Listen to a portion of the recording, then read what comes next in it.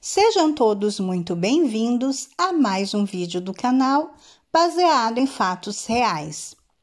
Hoje, a nossa história é continuação. Continuaremos falando um pouco mais sobre o tema que foi aqui abordado na segunda-feira. Na segunda-feira, contamos a história da Maria Bonita e hoje falaremos um pouco mais sobre isso. Antes de irmos à história, eu peço a vocês que deixem o like nesse vídeo, que me ajuda muito, ajuda a impulsionar o canal, faz com que o YouTube entregue o meu conteúdo a mais pessoas. Se inscrevam no canal, se você está aqui vendo os vídeos, mas ainda não é inscrito, aproveita e ativa o sininho de notificação, porque assim o YouTube sempre te avisa quando eu postar uma história nova. E compartilhem em uma rede social, com seus amigos, com seus parentes, com seus vizinhos.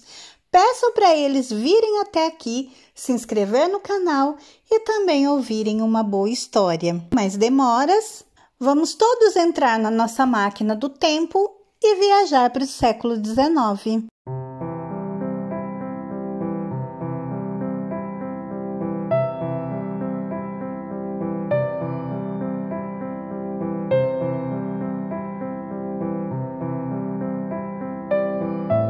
No nosso vídeo de hoje, eu vou entrar mais a fundo no cangaço e na história do cangaço em si. Na segunda-feira nós falamos sobre Maria Bonita, que teve um papel muito fundamental dentro do cangaço brasileiro. E hoje eu resolvi me aprofundar um pouco na história do cangaço mesmo, do que era o cangaço, e trazer para vocês. Na sexta-feira, provavelmente, teremos mais uma história de um cangaceiro ou de uma cangaceira. Vocês terão que vir aqui para saber. Mas o que foi o cangaço? O cangaço, ele foi um fenômeno do banditismo. O que é o banditismo? O banditismo é uma série de acontecimentos e crimes que acontecem em um determinado lugar ou em uma determinada época. O banditismo vem do italiano, mas significa isso. Então, crimes que vão acontecer num certo lugar específico ou numa certa época específica. E o cangaço foi exatamente isso. Foi um fenômeno do banditismo. Eram crimes e violências que aconteciam em todo o sertão do Nordeste do Brasil.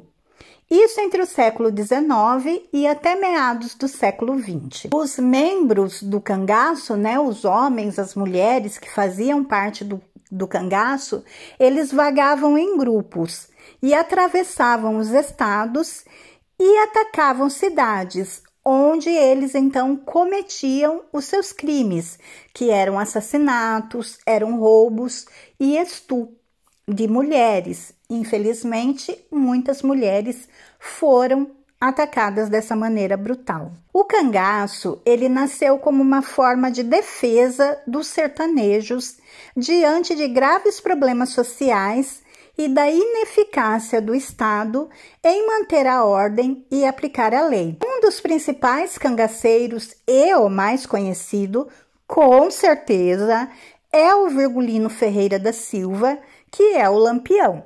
Porém, houve outros, inclusive muito antes dele, que eu vou contar para vocês, que não são tão conhecidos como eles. Gente, o Lampião não foi o fundador do cangaço, não foi ele que começou juntar o bando e sair, praticar os crimes. Mas ele sim foi o principal e o cabeça e o líder, talvez da formação que durou mais tempo e é mais conhecida até hoje. A palavra cangaço, ela vem da palavra canga. A canga, ela era uma peça de madeira usada para prender a junta dos bois ao carro ou ao arado. É também conhecida como jugo. Isso era uma canga e o cangaço veio disso. Por volta do ano de 1834, o termo cangaceiro já era utilizado para se referir a bandos de camponeses pobres que habitavam os desertos do Nordeste brasileiro. Esses homens, lá em 1834, já vestiam roupas de couro e chapéus e carregavam as carabinas, os revólveres, espingardas e facas longas e estreitas, que são conhecidas e até hoje é muito conhecida não só no Nordeste, mas em todo o Brasil, como as peixeiras. O termo cangaceiro, ele era uma expressão pejorativa para tentar denegrir, diminuir a imagem da pessoa. Era usada para se referir à pessoa que não podia se adaptar ao estilo de vida mais assim pacato, vamos dizer. Por essa altura, né, de 1834, naquela região havia dois principais grupos de bandidos armados organizados. Eram os jagunços, mercenários que trabalhavam para quem pagasse o seu preço, geralmente proprietários de terras que queriam proteger ou expandir seus limites territoriais e também lidar com os trabalhadores rurais. E os cangaceiros, que eram os bandidos que tinham algum nível de apoio da população mais pobre em favor de quem sustentavam alguns comportamentos benéficos, como atos de caridade, compra de bens por preço mais alto, promoção de bailes, ou seja, ainda existe um pouco disso hoje em dia, né? Infelizmente, nas comunidades, os bandidos às vezes ainda compram a população com esse tipo de benefício, e vocês sabem disso. A população, em troca desses pequenos benefícios presentes que os cangaceiros lhes davam, a população fornecia abrigo, informações que os ajudavam a escapar da polícia, que eram conhecidos na época como volantes e eram enviados pelos governos para detê-los. O cangaço, ele pode ser dividido em 3 subgrupos: os que prestavam serviço para os latifundiários, os satisfatórios, que era uma expressão de poder dos grandes fazendeiros, e os cangaceiros independentes, que tinham então essa característica do banditismo, que é a característica do grupo de Lampião, que depois vai ficar tão conhecido e vai ser conhecido como cangaço. Os cangaceiros, eles conheciam bem a caatinga, por isso era muito fácil para eles fugir e se esconder das forças policiais, das autoridades. Eles estavam sempre preparados para enfrentar todo tipo de situação. Eles conheciam plantas medicinais, fontes de águas, locais com alimentos, rotas de fuga e lugares de muito difícil acesso, onde eles podiam se esconder e estar tranquilos. O primeiro bando de cangaceiros que se tem conhecimento foi o de Jesuíno Alves de Melo Calado. Ele era conhecido como Jesuíno Brilhante. E ele agiu por volta de 1870 nas proximidades da cidade de Pato, cidade que está entre a divisa do Rio Grande do Norte e da Paraíba. Muitas pessoas acham que Lucas Evangelista foi o primeiro a agregar um grupo com características do cangaço, dos cangaceiros, né? Como veio a ficar conhecido por Lampião. Ele teria feito isso ali na região de Feira de Santana em 1828. Acabou sendo preso com a sua quadrilha em 28 de janeiro de 1848 por provocar durante 20 anos assaltos contra a população ali de Feira de Santana. 20 anos, o Lucas agiu ali no grupo cangaceiro famoso e muito conhecido que existiu foi o do Corisco, que era o Cristino Gomes da Silva Cleto, era um remanescente do Lampião que acabou sobrevivendo ao ataque quando o Lampião morre com Maria Bonita, continua com o bando. E o Corisco, então, ele também é morto finalmente em 25 de maio de 1940. Falemos um pouco agora sobre Lampião, porque, enfim, não dá para se falar do cangaço sem falar de Lampião, mas a gente vai falar muito por cima.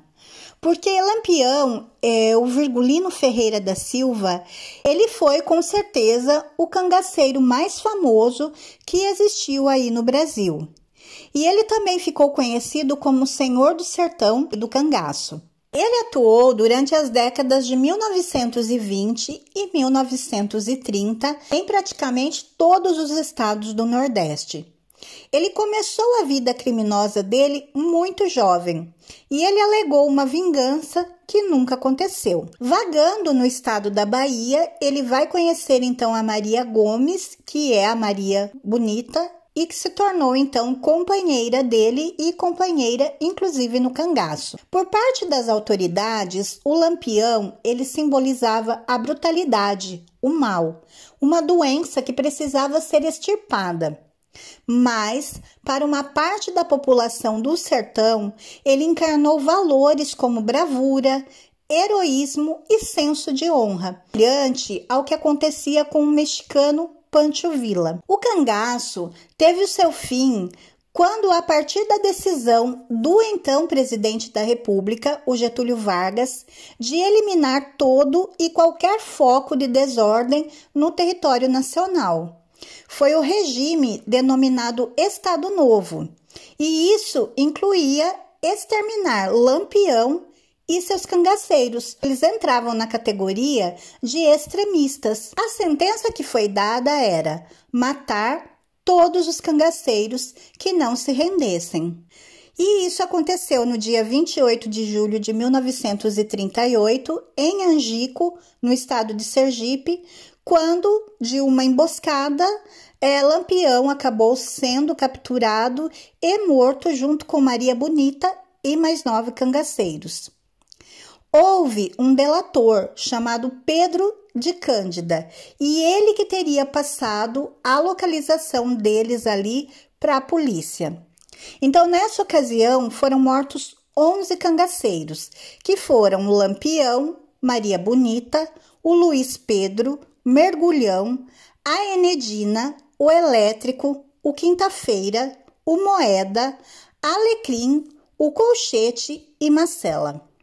Eles foram degolados e as suas cabeças colocadas em aguardente e cal para conservá-las, e foram expostas em todo o Nordeste, e onde quer que as cabeças chegassem, elas atraíam multidões. Esse acontecimento, ele marca então o fim do cangaço, pois a partir da repercussão da morte do Lampião, os chefes dos outros bandos existentes no Nordeste começaram a se entregar às autoridades policiais para não serem mortos. Consta que o primeiro homem a agir como cangaceiro no Brasil teria sido o Cabeleira, como era chamado José Gomes, nascido em 1751 em Glória do Goitá, que é uma cidade da zona da Mata Pernambucana. Ele aterrorizava ali a região em que ele morava. Mas foi somente no final do século XIX que o cangaço vai ganhar força e prestígio, que é principalmente com Antônio Silvino, que por muitos é considerado o primeiro cangaceiro, mas na verdade não foi, né? Foi o Cabeleira. Então ganha mais força ainda com Lampião e Corisco, que seriam ali os mais importantes, né? Corisco também é conhecido, mas não se compara à fama do Lampião. Em meados do século XIX e início do século XX, o Nordeste do Brasil viveu momentos difíceis, aterrorizado por grupos de homens que espalhavam a violência por onde andavam. Eles eram os cangaceiros bandidos que abraçaram a vida nômade e irregular de malfeitores por motivos diversos. O Lucas da Feira, ou Lucas Evangelista, ele agiu na cidade baiana de Feira de Santana entre 1828 e 1848. Ele e seu bando de mais de 30 homens roubavam viajantes e as mulheres.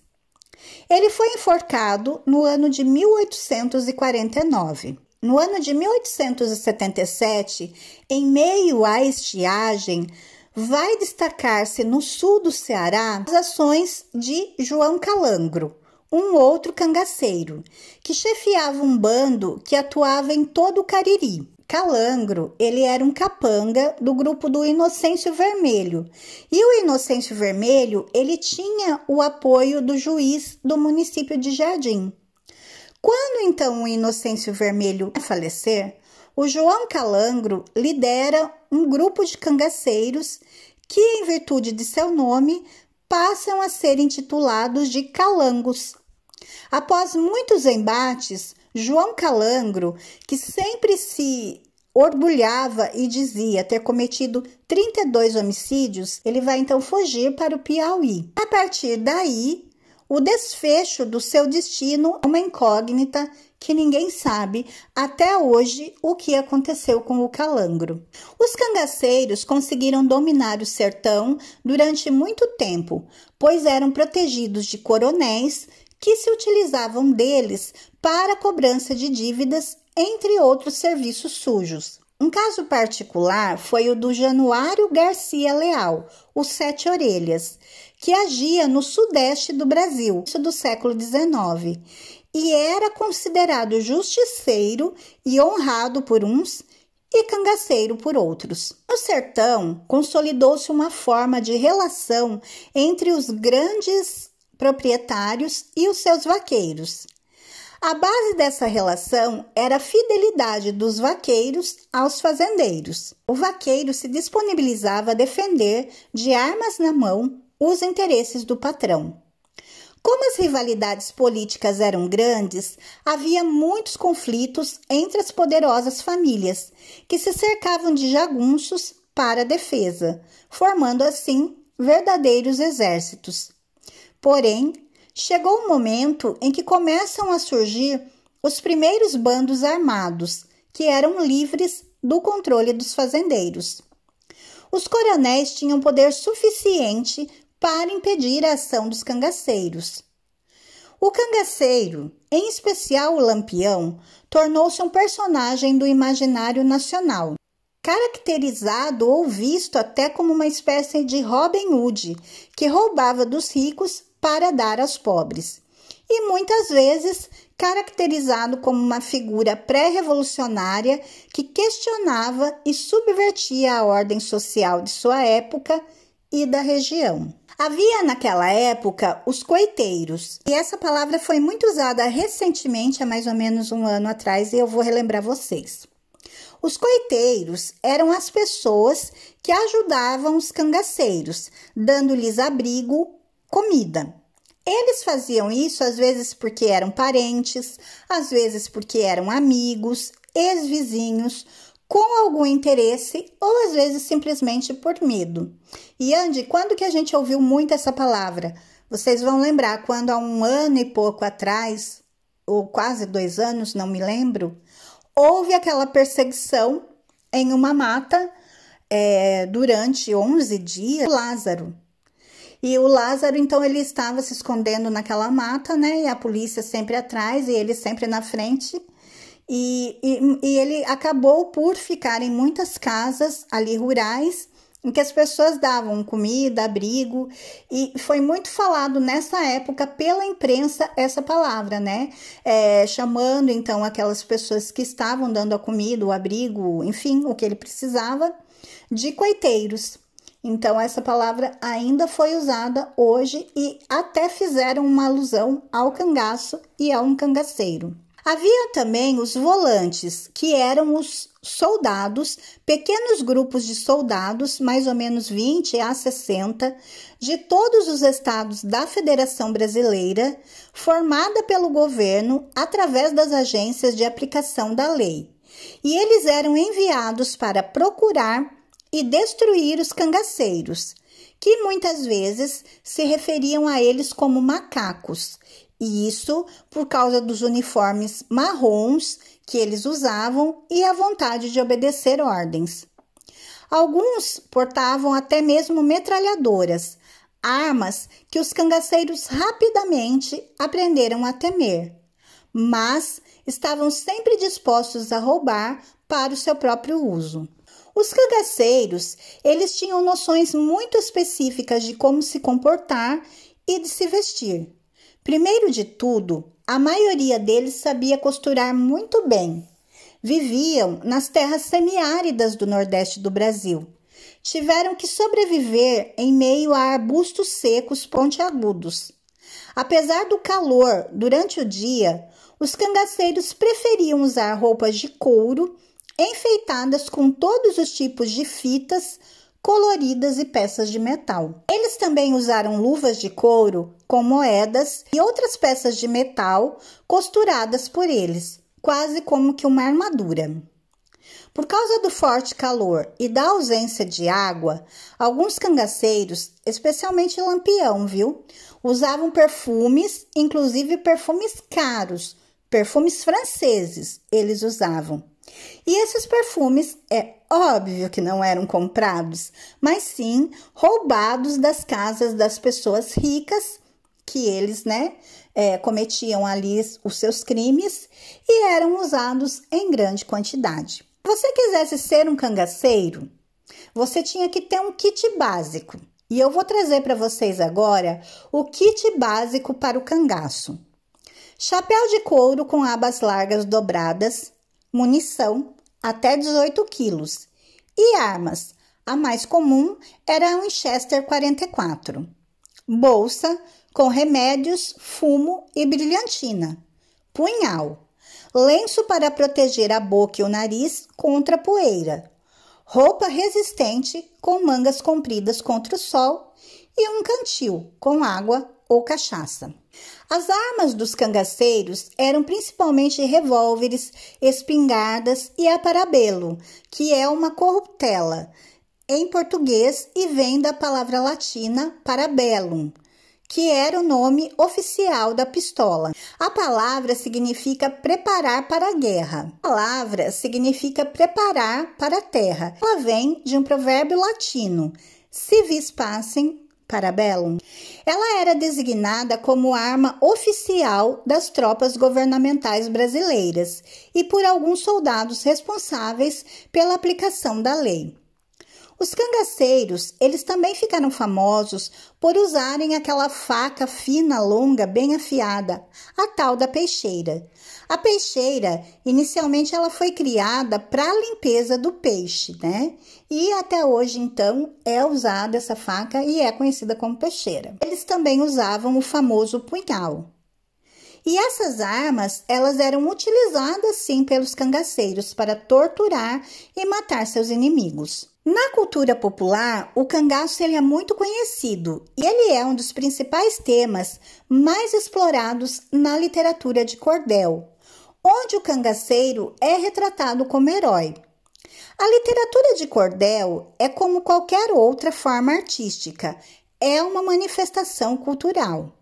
Por meio da escrita, são transmitidas as cantigas, os poemas e as histórias do povo pelo próprio povo. E o nome de cordel teve origem aqui em Portugal, onde os livretos antigamente eram expostos em cordéis, como roupas no varal. Na sua forma de banditismo, foi um dos últimos movimentos do Brasil de luta armada e de classe pobre, que dominou por um longo período de tempo o Nordeste brasileiro. Lampião foi um dos maiores líderes da história dos movimentos armados independentes do Brasil. Os cangaceiros, eles atingiam pessoas pobres e ricas. Porém, o espírito de liberdade e independência demonstradas pelos integrantes desses grupos, ao infringirem as normas da sociedade, iludiam e fascinavam os demais habitantes das regiões do sertão nordestino.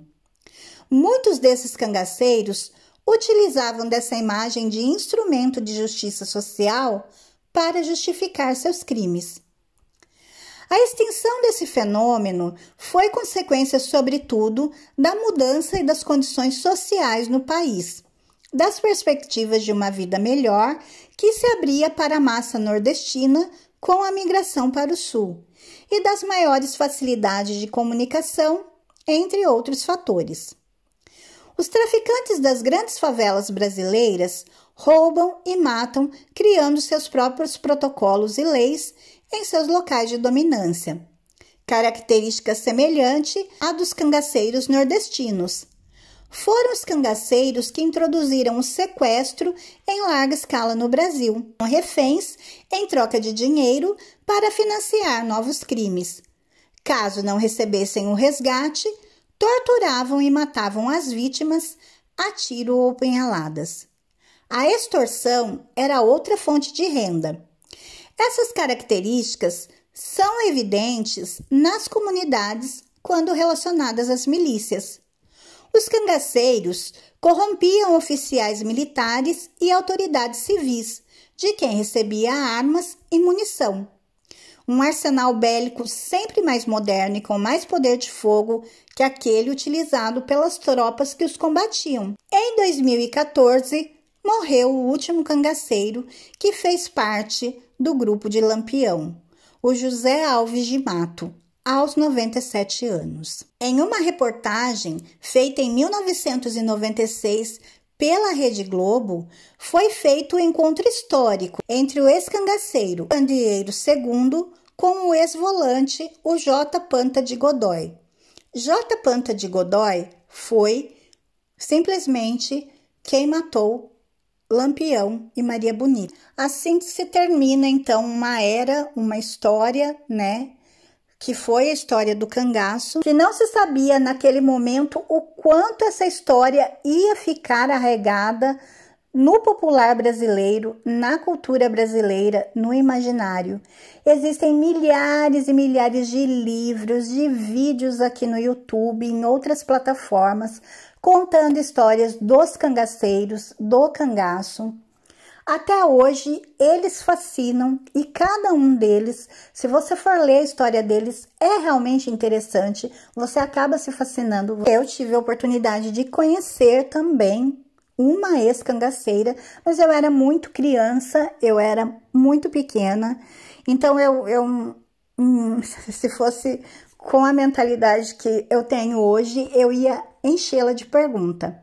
Mas eu me lembro que a minha mãe tinha amizade com uma mulher na cidade de Itu. A mãe da cunhada dela era, então, uma ex-cangaceira, que eu não vou citar o nome dela aqui, porque ela também foi bem conhecida. E eu me lembro, sempre que ia lá, ficarem falando, não perturbe a senhora, porque ela não gosta de ser incomodada, ela foi do cangaço. Ela foi cangaceira, do bando do Lampião, e eu ficava assustada. E eu me lembro de ser uma senhora com um olhar muito parado, muito triste, vazio, vago, que realmente não falava, nem nos cumprimentava. Enfim, talvez resquícios, né, daquilo que ela tenha passado no bando. Não sei, eu era muito criança para conseguir entender ou conversar com ela, ou sequer conseguir entender o que se passava com ela. Mas me lembro sim, é lógico que ela já morreu há muitos anos, eu era criança, hoje já sou adulta, e ela morreu há muitos anos. O cangaço fez parte, né, mesmo da história do Brasil, da cultura do Brasil, está ali profundamente arraigada, e vamos contar, já que é história, vamos contar. E eu espero que vocês tenham gostado de conhecer um pouco mais. Hoje não foi história de uma pessoa específica, em vários personagens intrigantes, mas da história de uma era em si. Eu espero que vocês tenham gostado. Se vocês gostaram, por favor, deixem o like, se inscrevam no canal e voltem aqui para as próximas histórias. Fiquem todos na paz, um super beijo e até a próxima!